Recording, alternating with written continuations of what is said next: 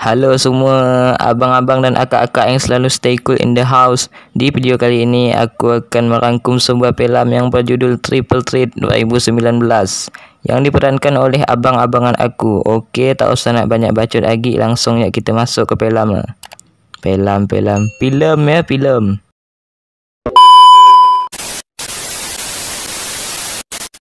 Di awal filem kita diperlihatkan ke seseorang miliarder dari Tiongkok bernama Xiao Xian yang akan menyumbangkan banyak dana kemanusiaan di daerah Mahajaya, Thailand dengan warisan yang didapatkan dari almarhum sang ayah. Dana yang disumbangkan itu bertujuan untuk membasmi sindikat penjahat kelompok kriminal. Dan inilah dia, Triple Threat. Scene berpindah ke dua orang tentara bernama Payu dan Long Pei yang membantu sekelompok tentara Agi yang diketuai oleh orang bernama Dave Rocks, kita sebut ya Dave, untuk menyerang sebuah camp di tengah hutan. Sesampainya di tempat tujuan, Dave dan tim pun langsung membabi buta selap mampuskan semua orang di camp demi membebaskan satu orang kawannya yang bernama Collins.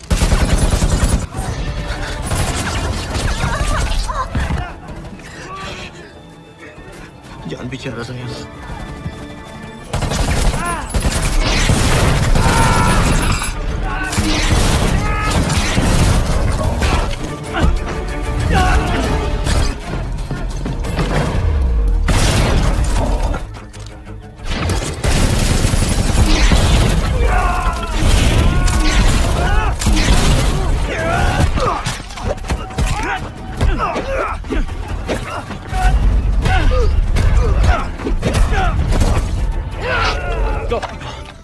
We found him at the north side of the camp.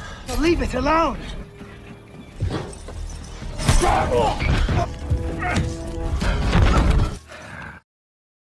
Squad treatment's over. Namun, tanpa disadari masih tersisa satu orang bernama Jaka yang udah pasti akan balas dendam karena kematian sang isteri dan semua orang-orang di camp. Gak ada pilihan. Maafin aku. Singkat cerita, sampailah Jaka ke tempat semacam pertarungan ilegal dan Jaka pun menemukan Payu yang sedang bertarung.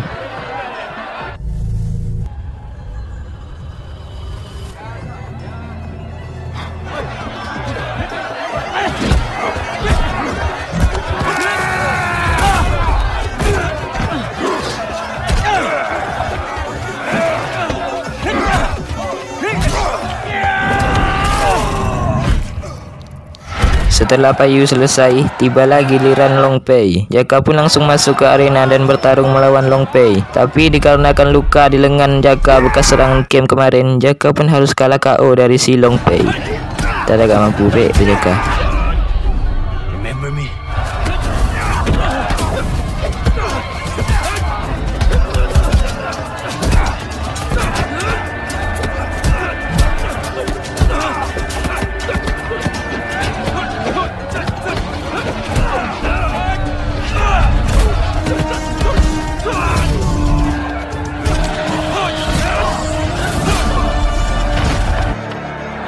Mengetahui kalau si Jaka adalah satu-satunya orang camp yang selamat, Jaka pun dibawa ke rumah Payu dan Long Pei. Setelah Jaka sadar, Payu dan Long Pei pun menceritakan kalau dia berdua pun kena bohong kan. Dia diberitahu sedang ikut melaksanakan misi kemanusiaan tetapi mereka dikhianati dan malah disatukan bersama para tahanan yang akan dibom. Tapi untungnya dia berdua dapat lolos dan membebaskan semua tahanan sebelum bom meledak.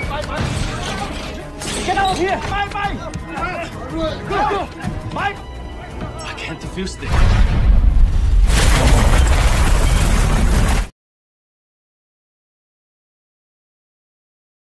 Setelah sekian lama beradu bacot, bersenda gurau dan berdebat politik, mereka bertiga pun memutuskan bekerjasama untuk balas dendam. Keesokan paginya saat Payu dan Long Pei baru bangun tidur, tiba-tiba datanglah polisi setempat yang membawa mereka ke kantor polisi.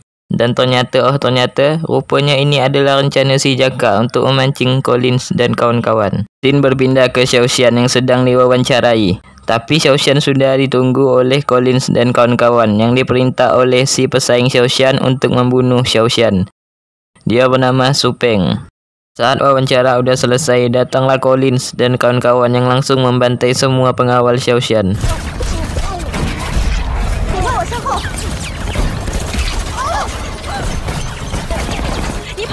Tapi untungnya ada satu pengawal Xiaoshan bernama Liang tak pakai teh yang berhasil membunuh satu orang kawan Collins yang bernama Dominic dan juga berhasil mengalihkan perhatian Collins dan kawan-kawan yang membuat Xiaoshan dapat melarikan diri ke kantor polisi. Mengetahui kalau Xiaoshan pergi ke kantor polisi, Collins dan kawan-kawan pun langsung OTW ke kantor polisi dan untuk sekalian membunuh Payu dan Long Pei yang juga berada di kantor polisi. Let's go. Sadis bro, ni penjahat. Nah, pertama tadi penyerangan camp di tengah hutan. Udah itu di gedung wawancara. Udah itu sekarang di kantor polisi lagi. Tapi ialah nama gak film, good job lah. Xiaoshan ke kantor polisi, tapi tak ada polisi yang mengerti bahasa Mandarin ataupun bahasa Inggris. Pada akhirnya dipanggillah Long Pei untuk menterjemahkan ke bahasa Thailand. Namun tiba-tiba datanglah Collins dan kawan-kawan yang langsung membabi buta selap mampuskan semua polisi yang berada di kantor.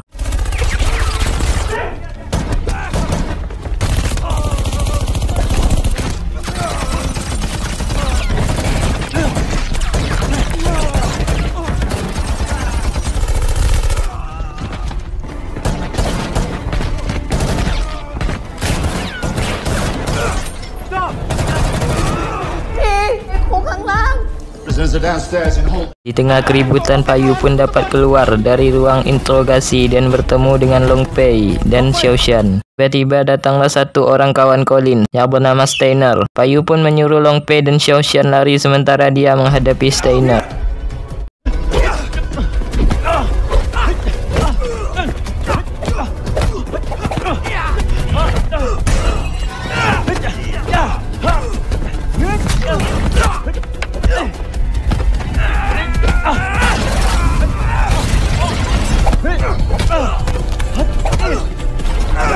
Tiba-tiba datanglah Jaka yang menembak Steiner dan Steiner pun harus mati dengan palak tersepak kaki Payu. You should go. Live with your friend. Jaka pun bertemu lagi dengan salah satu kawan Collins yang bernama Mook dan terjadilah pertarungan antara keduanya.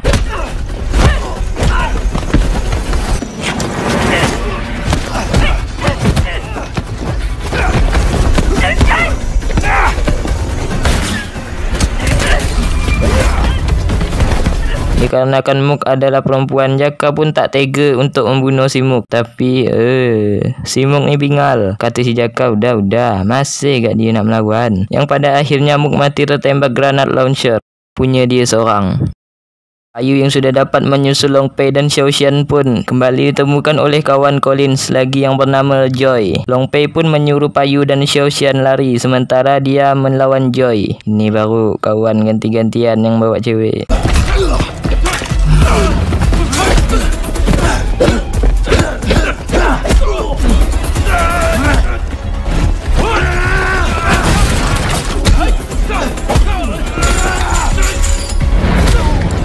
Walaupun Long Pei tidak dapat membunuh si Joy, tetapi dia dapat melarikan diri dan menyusul Payu. Melihat semua antek-antek yang udah is dead, Collins pun langsung meminta Deb untuk menjemput dan tersisalah Collins, Deb dan Joy. Beberapa lama, Payu dan kawan-kawan pun dapat ditemukan Collins dan terjadilah adegan kejar-kejaran. Namun Payu dan kawan-kawan berhasil lolos kembali. Saat pencarian, Collins pun ditangkap oleh polisi setempat, tapi tiba-tiba datanglah Jaka yang membantu Collins dan mengajaknya untuk bekerjasama.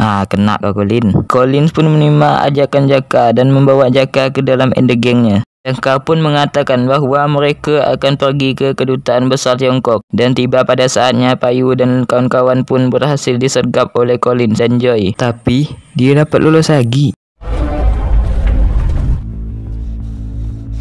Setelah berbincang-bincang, mereka pun merencanakan menjadikan Xiaoshan sebagai umpan. Payu pun menelpon Collins untuk melakukan pertukaran Xiaoshan dengan uang $100,000 dan kebebasan dia berdua. Collins pun menyetujui itu, tetapi Collins tidak akan mudah untuk percaya dengan mereka. Collins pun menyuruh Deb untuk mempersiapkan beberapa penembak untuk membantu mereka.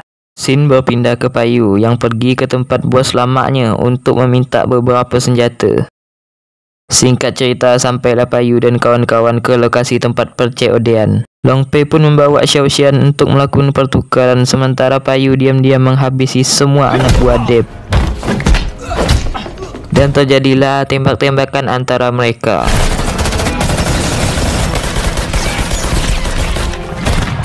Deb yang sedang kehabisan pelor pun dihampiri oleh Jaka. Bukannya langsung menembak Deb, Jaka malah memilih bertarung adil dengan tangan kosong. Aduh nih si Jaka, tengok badan Deb besar macam itu tu, tak takut ke kau? Sementara Long Pei melawan Joy dan Payu melawan Collins. Pas dia ni, satu-satu seorang.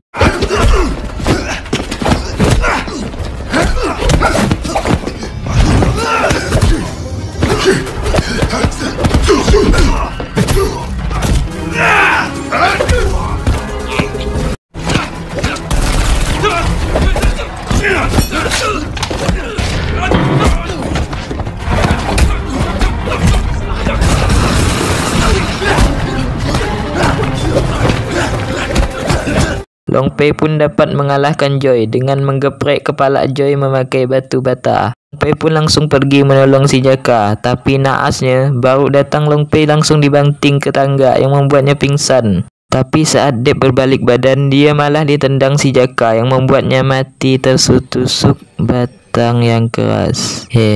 Batang yang keras. Berpindah ke si Payu yang sedang melawan si Collins. Saat Payu mulai terdesak, datanglah Jaka yang membantu.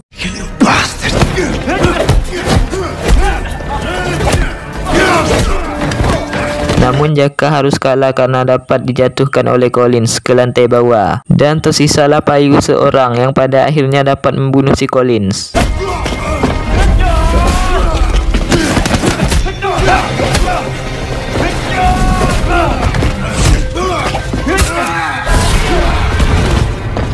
Pada keesokan harinya datanglah orang-orang dan kedutaan Tiongkok yang sudah ditelepon oleh Jaka untuk menjemput Xiao Xian. Polisi juga berhasil menangkap Su Peng. Dalang dari semua masalah ini dan filem pun tamat.